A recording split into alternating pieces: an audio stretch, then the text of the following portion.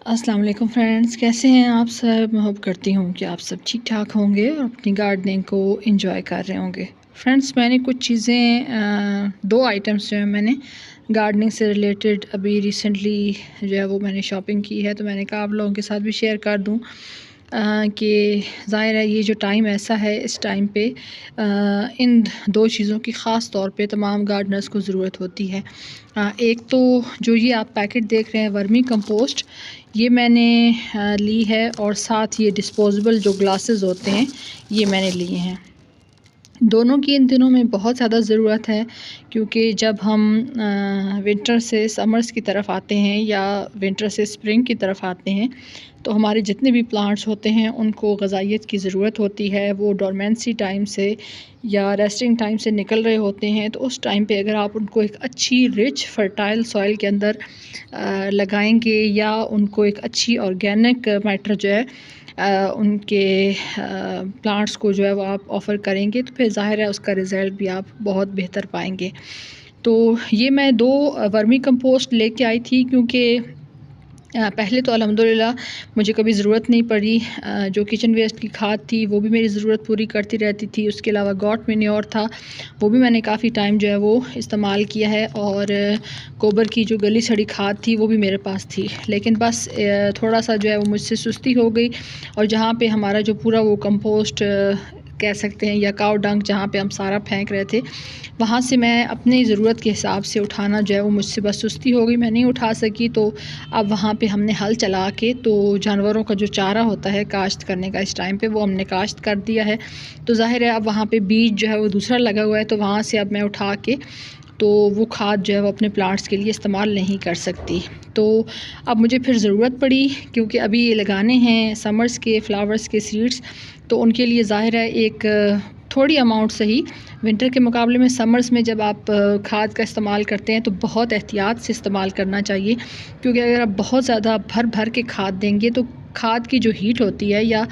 जो फर्टिलाइज़र की गर्मी होती है, उसकी वजह से आपके जो नन्हे मुन्ने प्लांट्स हैं, सीडलिंग वगैरह है, वो भी ख़राब हो सकती है। और अगर आपने सीडलिंग को ट्रांसप्लांट किया है तो आपके जो छोटे प्लांट्स हैं वो उस हीट की वजह से,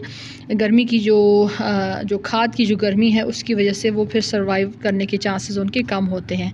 और खादें तकरीबन तमाम ही जो है इस्तेमाल जब करनी चाहिए, ख़ास तौर पे गर्मियों में, तो बहुत एहतियात के साथ इस्तेमाल करना चाहिए, क्योंकि अगर उनका ओवरडोज़ आप करते हैं तो फिर काफ़ी ज़्यादा प्रॉब्लम हो सकती है। सिवाय जो पत्तों की खाद है, पत्तों की खाद जो है वो निस्बतन बाकी खादों के मुकाबले में थोड़ी सी ठंडी होती है, तो अगर थोड़ी सी उसकी मिकदार ज़्यादा भी हो जाए तो कोई ख़ास फ़र्क नहीं पड़ता।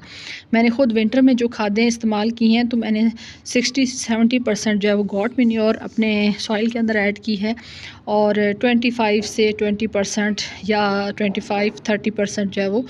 गार्डन सॉइल इस्तेमाल किया। ज़्यादा खाद के अंदर ही मैंने अपने जो सीडलिंग है विंटर की वो लगाई हैं, तो उनको कोई ख़ास फ़र्क नहीं पड़ता, क्योंकि विंटर में ज़ाहिर मौसम ठंडा होता है, तो खादों की जो शिद्दत है वो इस हद तक नहीं होती जितना जो है वो गर्मियों के मौसम में होती है। तो ये मैंने 2 बैग जो है वो परचेज़ किए हैं। ये देखिए, ये मैंने अपनी लोकल जो नर्सरी है वहाँ से परचेज़ किए थे। वैसे अगर आप चाहें तो आप ऑनलाइन भी मंगवा सकते हैं, काफ़ी सारे लोग जो हैं वो फ़ेसबुक पे सेल भी कर रहे होते हैं। तो ये मैंने 3 केजी के 2 पैकेट लिए हैं, यानी तकरीबन 6 केजी मैंने खाद जो है वो परचेज़ की है। क्योंकि ये है कि मुझे लगता है कि ये मेरी ज़रूरत के हिसाब से काफ़ी ज़्यादा हो जाएगी, क्योंकि वैसे भी एक मुनासिब अमाउंट जो है वो मुझे अपने सॉइल के अंदर ऐड करना है। हद से ज़्यादा जो इस्तेमाल है वो मैं आपको बता चुकी हूँ कि नुकसानदेह है। तो ये 150 पर केजी के हिसाब से, यानी 150 रुपए पर केजी के हिसाब से मुझे ये वर्मी कंपोस्ट मिली है। थोड़ी सी मुझे एक्सपेंसिव लगी है, लेकिन क्योंकि मेरी ज़रूरत थी और मुझे इस टाइम पे चाहिए थी, तो फिर ज़ाहिर है वो उस चीज़ को भी फिर जहन में रख के मैंने फिर ये 2 जो हैं वो बैग ले लिए हैं। अच्छा, इसके ऊपर सारी जो इसकी इस्तेमाल करने का तरीका है वो भी लिखा हुआ है। यानी एक पॉट के अंदर आप 10 इंच के पॉट के अंदर आप 25 ग्राम जो है वो डाल सकते हैं, और 15 इंच का जो पॉट है उसके अंदर जो है वो आप 50 ग्राम डाल सकते हैं, जबकि 100 ग्राम आप डाल सकते हैं पर प्लांट के हिसाब से, जब आप मिक्स करते हैं सॉइल के अंदर। और इसको जो है वो डेली पानी देना होता है, और कई दफ़ा जो है वो इसको जो है वो ये यहाँ पे आप देखिए कि सारी जो इसकी है तो ये जो इसका सारा प्रोसीजर है वो बताया हुआ है, और साथ साथ ये भी बताया हुआ है कि 40-45 डेज़ के अंदर जो है वो इसका जो यूज़ है वो आप कर सकते हैं। और साथ साथ ये है कि इसके अंदर कौन कौन से न्यूट्रिएंट्स होते हैं वो भी बताए गए हैं। एक स्पेशल जो है वो वर्म है जो जिसका ये बनता है, और यहाँ पे ये उन्होंने बताया भी हुआ है कि इस तरह से आप इसको यूज़ कर सकते हैं। मुख्तलिफ़ फ्रूटिंग और जो वेजिटेबल्स होते हैं, फ्रूट्स होते हैं, उनको जो है जब ये खाता है तो फिर उसके बाद जो है वो इसका जो एक्सट्रैक्ट होता है या वेस्ट होता है वो वर्मी कंपोस्ट कहलाता है। और इसमें जो है वो कंपोस्ट टी भी बना के आप डाल सकते हैं, और ताकि आपके जो प्लांट्स हैं उनको अच्छे से न्यूट्रिएंट्स मिलते रहें। उसके अलावा इसके अंदर जो फर्टिलाइज़र के अंदर जो न्यूट्रिएंट्स हैं वो कौन कौन से हैं, नाइट्रोजन है, फास्फोरस है, पोटाश है, उसके अलावा रिज बैक्टीरिया हैं, और माइक्रो न्यूट्रिएंट्स जो ज़रूरी होते हैं वो सारे प्लांट की नशोनुमा के लिए वो इसके अंदर ऐड हैं। तो इनका कहना ये है कि इनका जो वर्मी कंपोस्ट है वो 100% ऑर्गेनिक है, और इसके अंदर किसी किस्म का कोई केमिकल का जो है वो इसके अंदर एडिशन नहीं किया गया। तो ये स्पेशली किसी कंपनी की नहीं है। हमारे सिटी से बाहर अगर आप निकलें तो यहाँ पे मुख्तलिफ़ सेटअप्स इस तरह के बने हुए हैं, जहाँ पे जो नया तरीका या नया सेटअप एक तरह से यहाँ पे हमारे एरिया के हिसाब से ये है कि यहाँ पे मुख्तलिफ़ इन्होंने अपने सेटअप्स बनाए हुए हैं, जहाँ पे ये वर्मी कंपोस्ट जो है वो बनाते हैं, और फिर ऑनलाइन भी इसको सेल आउट करते हैं। एक जो इनके सेलर्स हैं उनसे जब मैंने इन्फॉर्मेशन ली थी तो उन्होंने बताया था कि आपके सिटी से बाहर हमारा जो है वो पूरा एक सेटअप है, जहाँ पे हमने ये सारा वर्म्स वग़ैरह ये सारे जो हैं वो हमने वहाँ पे पूरे सेटअप के अंदर ऐड किए हुए हैं। और जो गोबर होता है, ताज़ा गोबर, उसको हम वहाँ पे यूटिलाइज़ करते हैं। उसके अलावा जो सब्ज़ियों और फलों के छिलके हैं उनको भी यूटिलाइज़ करके तो फिर हम ये जो वर्मी कंपोस्ट है ये बनाते हैं। तो मैं तो वैसे भी आप लोगों के साथ अक्सर वीडियोस में शेयर कर चुकी हूँ कि मैंने कभी जो केमिकल फर्टिलाइज़र है वो मैंने कभी भी ऐड नहीं किया, और इसको भी जब मैं ऐड कर रही हूँ तो इसको मैं एहतियात के साथ इस्तेमाल करूँगी, क्योंकि बहुत ज़्यादा अगर इसको हाई अमाउंट में इसको ज़्यादा अगर आप ऐड करते हैं तो फिर ये है कि प्लांट्स की ख़ास तौर पे गर्मियों में वैसे भी गर्मी ज़्यादा होती है, तो अगर आप ज़्यादा खाद इस्तेमाल करेंगे तो फिर आपके प्लांट्स के लिए नुकसान भी हो सकता है। दूसरा, मैंने ये तकरीबन 50 जो हैं वो ग्लासेस मैंने परचेज़ किए हैं, और ये 275 के ये 50 ग्लासेस मुझे मिले हैं। ये देखिए एक अच्छा साइज़ है, मैं इसी साइज़ की तलाश में थी, क्योंकि